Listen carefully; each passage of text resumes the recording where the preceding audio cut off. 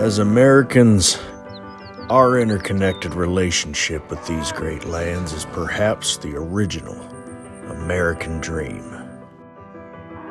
From the central lowlands across the Great Plains to the Black Hills, as South Dakotans, our fate is intertwined with that of the lands where we work and play.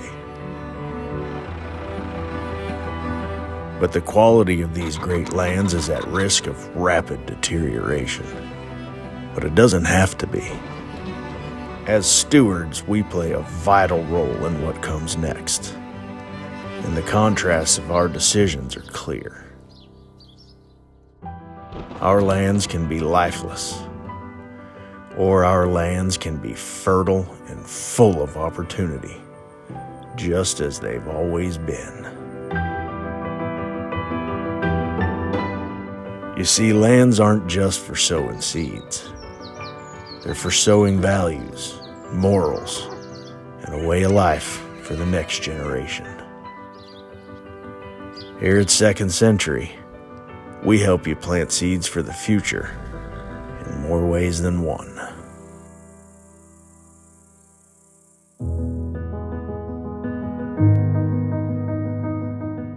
Buffalo just naturally love grass.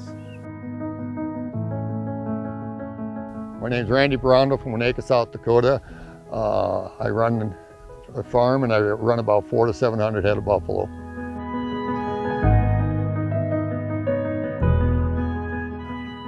I ended up enrolling in the Working Lands program because it had what I was looking for.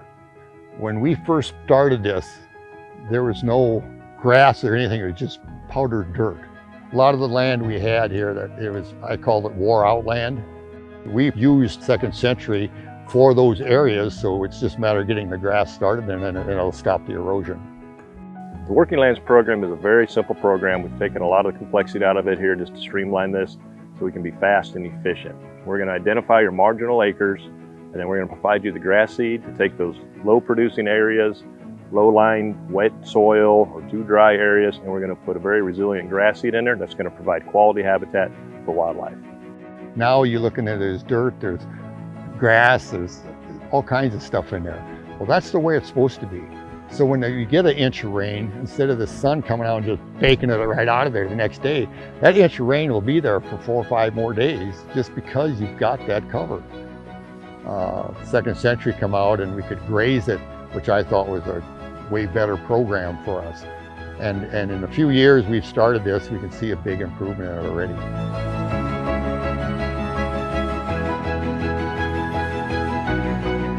Habitat for pheasants, habitat for nesting, places for deer to go, and also make it profitable for me as the guy that's trying to pay for all this land.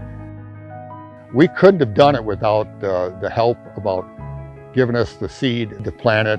When you start doing that, you can't push a pencil to make it worth doing. And that was important when that part of the program come out there.